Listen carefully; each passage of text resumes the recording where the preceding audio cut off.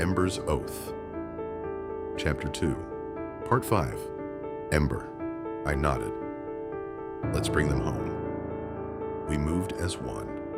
Our boots pounded up the first flight of stairs, then the second.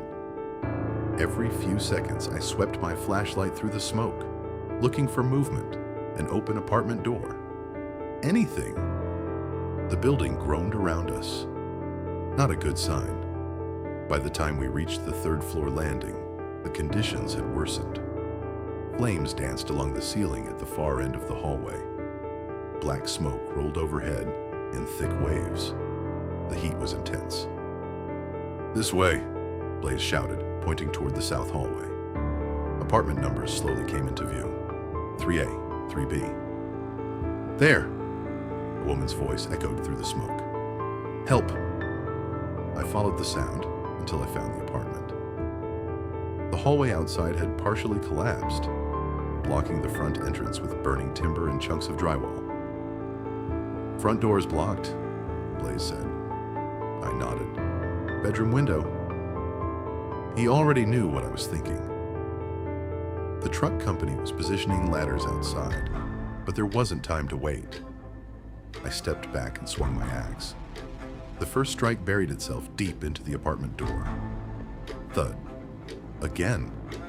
The wood splintered. A third swing shattered the lock. The door burst inward. Smoke poured into the hallway. I swept my flashlight through the apartment. "Fire department," a woman's voice answered immediately. "In here." Bedroom. We moved quickly but carefully, checking the floor ahead of every step. The apartment was filling with smoke, but the flames hadn't reached the back rooms yet. As we rounded the corner, my light landed on a woman kneeling beside a little girl. She couldn't have been more than 5'3", with long, light blonde hair hanging loose around her shoulders, now streaked with soot. Her light blue eyes met mine, steady despite the fear written across her smoke-smudged face. She had one arm wrapped protectively around the little girl. The other clutched a red trauma bag. Not luggage, medical equipment. Interesting. "You okay?" I asked. She nodded once before immediately looking at the child. "I'm fine.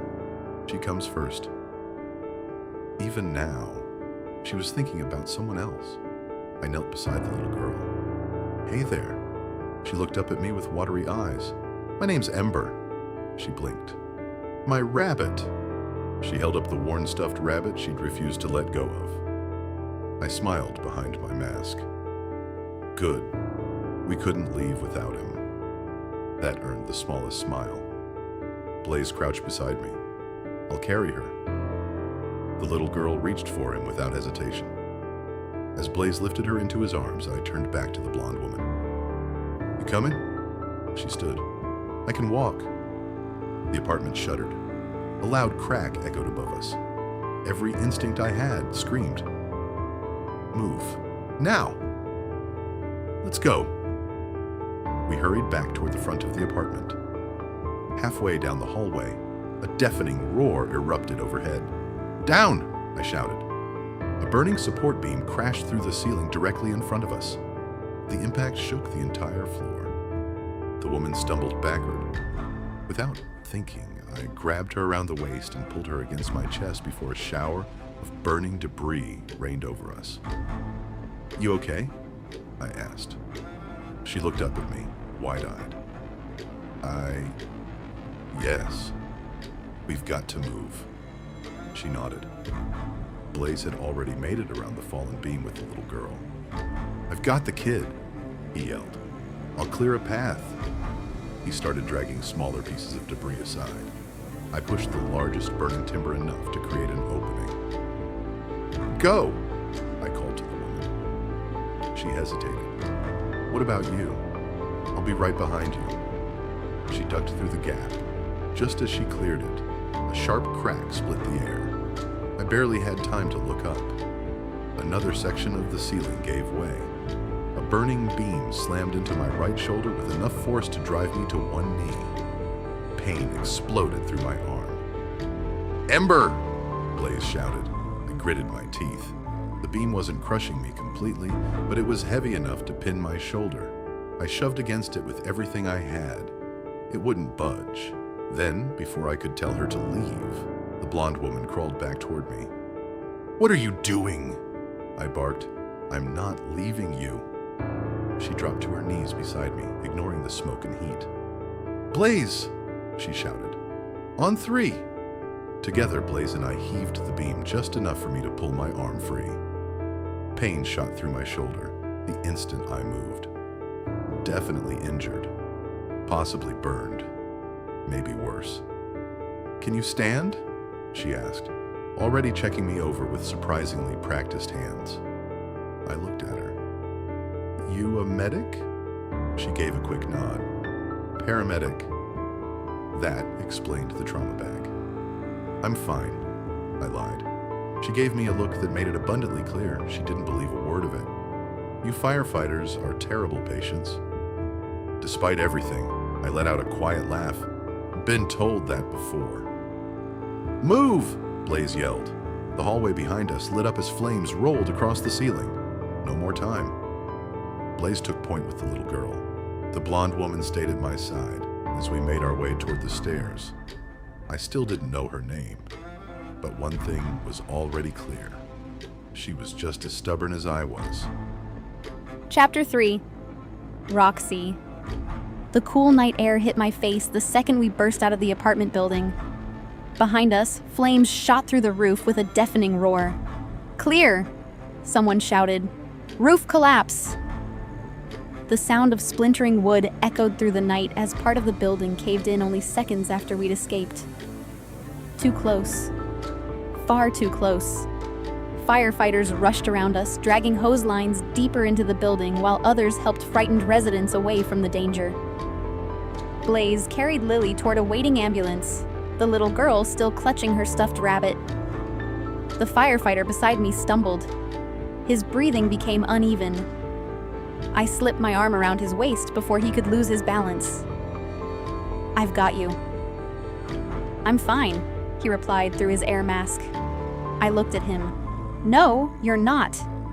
He gave a tired chuckle. "You always this bossy?" "Only when someone's trying to convince me they aren't hurt." He didn't answer. Instead, he let me help guide him toward the nearest ambulance. That told me everything I needed to know. The adrenaline was wearing off. Now the pain was setting in. As soon as we reached the back doors, another paramedic hurried over. "I've got him." I shook my head. "No, I've got this." The paramedic looked between us before nodding. "Your patient." Together, we helped the firefighter onto the bench seat inside the ambulance. He reached up and pulled off his helmet, then his face mask. For the first time, I saw him clearly. Black hair, damp with sweat, longer on top while the sides and back were cut short. Hazel eyes. A strong jaw covered with the beginnings of dark stubble. Even sitting down, he looked enormous. At least 6'3". His turnout coat stretched across broad shoulders and a heavily muscled frame that looked like it had been carved from stone. He looked exhausted, but he was watching me with quiet curiosity. I realized I'd been staring. I quickly cleared my throat. "Let's get this gear off." He lifted his uninjured arm. "Be my guest." I carefully unclipped the buckles on his turnout coat. The moment I peeled the fabric away from his right shoulder, I frowned. "Don't move." I wasn't planning on it. The outer layer of his coat had been scorched. Beneath it, the sleeve of his station uniform was torn open. Blood had already soaked through the fabric. "Damn." "What?" "You've got more than a bruise." He looked down. I figured. I grabbed the trauma shears from the cabinet beside me. "I'm going to cut your shirt." "Buy me dinner first." I looked up. "Seriously?"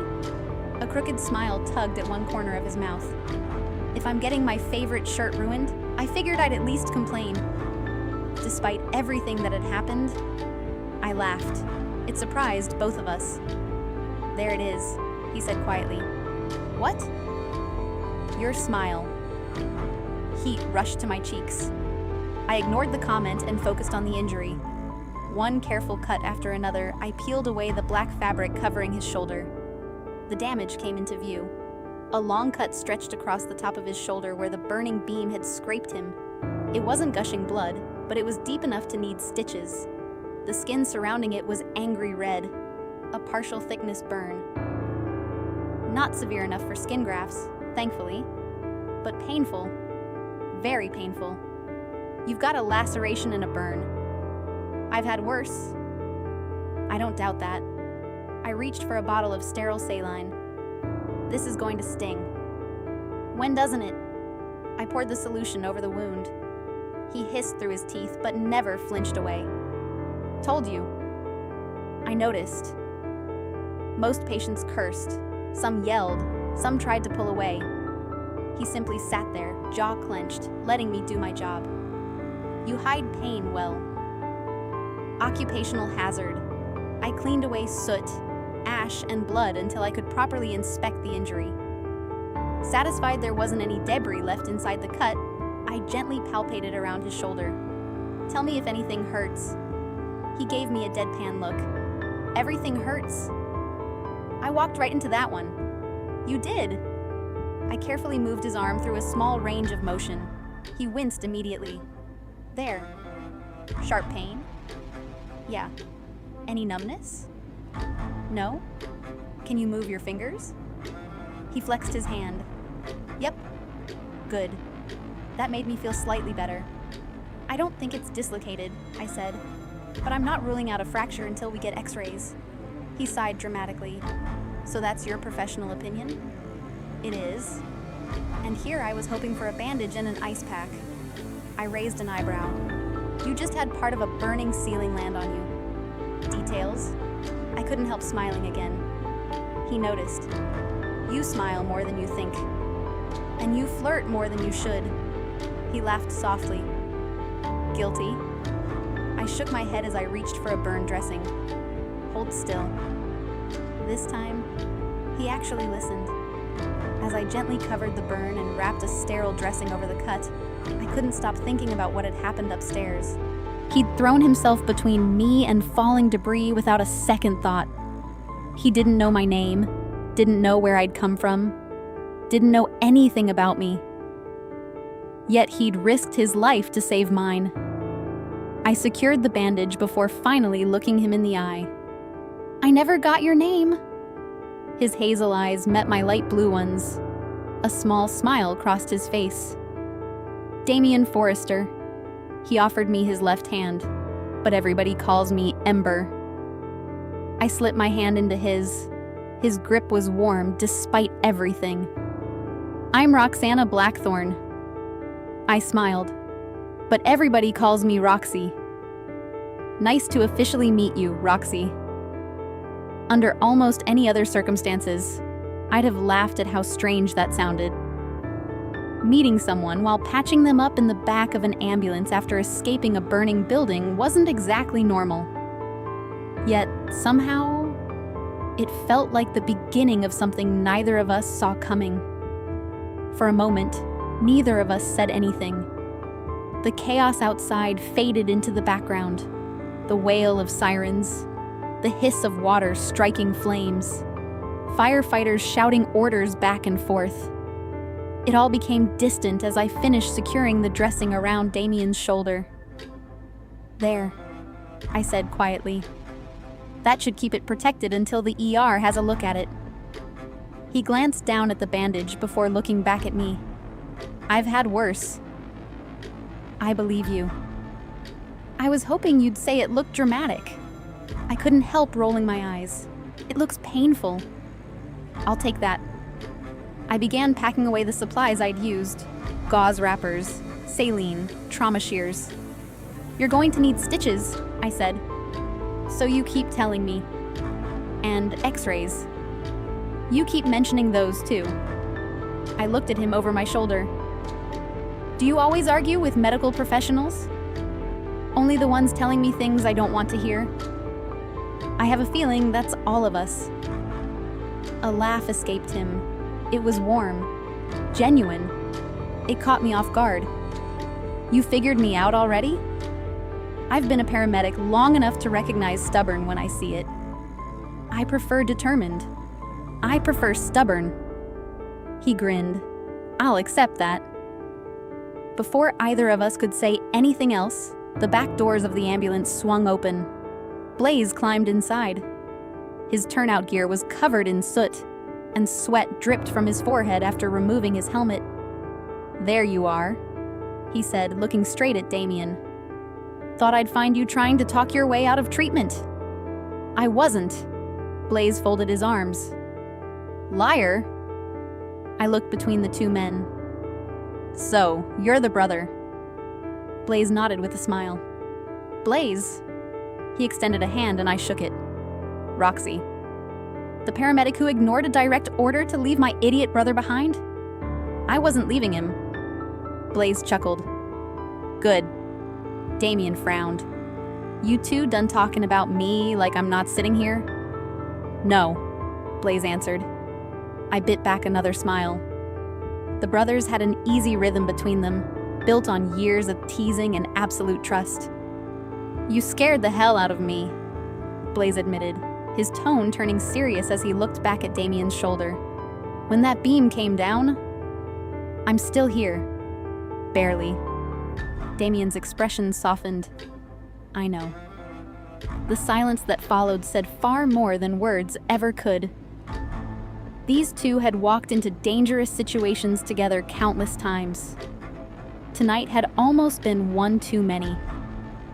A knock on the side of the ambulance drew my attention. Captain Harris climbed into the back, removing his helmet as he did. His lined face was streaked with soot. "You giving me trouble, Forrester?" Damien pointed at me. "Her, actually." Captain Harris looked at me. "That so?" "He doesn't want to go to the hospital." "I never said that." "You were thinking it." "I might have been." Captain Harris sighed. "You've got paperwork coming your way, Ember." "Figured. And that's after the hospital clears you." "I know." The captain looked at me. "How bad?" "Burn to the shoulder and upper arm. Deep laceration that needs stitches. Possible fracture or severe contusion. He needs imaging before anyone clears him for duty." Captain Harris nodded once. "That's what I expected." Damien leaned back against the wall of the ambulance. "I still think you're all making a big deal out of this." 3 pairs of eyes landed on him. Mine. Blaze's. Captain Harris's. Blaze was the first to speak. "You got hit by a burning support beam." Captain Harris added, "You can barely lift your arm." I folded my arms. "And you were trying to convince me you were fine." Damien looked from one face to the next before letting out an exaggerated sigh. "So, I'm outnumbered." 3-1, Blaze said. "I hate those odds." Captain Harris smiled. "You'll survive." That's what everyone's hoping. A radio clipped to the captain's turnout coat crackled to life. "Command to Engine 4. Fire knocked down. Secondary search all clear." Relief settled over the ambulance. "No more victims," Blaze said quietly. I hadn't realized I'd been holding my breath until I let it out. "That's good news." Captain Harris nodded. "Thanks to everyone doing their job tonight." His eyes shifted to me. "I heard from one of the residents that you pulled a little girl into your apartment before we got there." I shrugged. "I just did what anyone would have done." "No," he said. "Not everyone would." Before I could answer, another firefighter appeared outside the ambulance. "Cap? What have you got?" "The little girl, Lily." He smiled.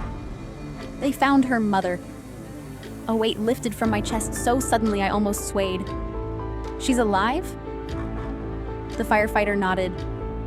"Smoke inhalation, but she's going to be okay." I closed my eyes for a brief second. Thank God.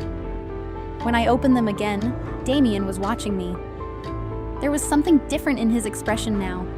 Not curiosity. Respect. "You never stop thinking about that kid," he said quietly. I looked down at the dried soot covering my hands. "I'm a paramedic." He shook his head. "No." When I looked back at him, he held my gaze. "You're the kind of person who runs toward people who need help."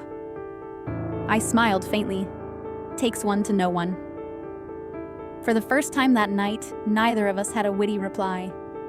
Outside, the fire still burned. Inside the ambulance, surrounded by the smell of smoke, antiseptic, and burned gear, an unfamiliar silence settled between us. Not awkward, comfortable, as if, somehow, we'd known each other far longer than the last 30 minutes. Neither of us realized it yet. But the fire that had nearly taken both our lives had also sparked something neither of us could ignore. The story isn't over yet. Join me in the next chapter of Ember's Oath,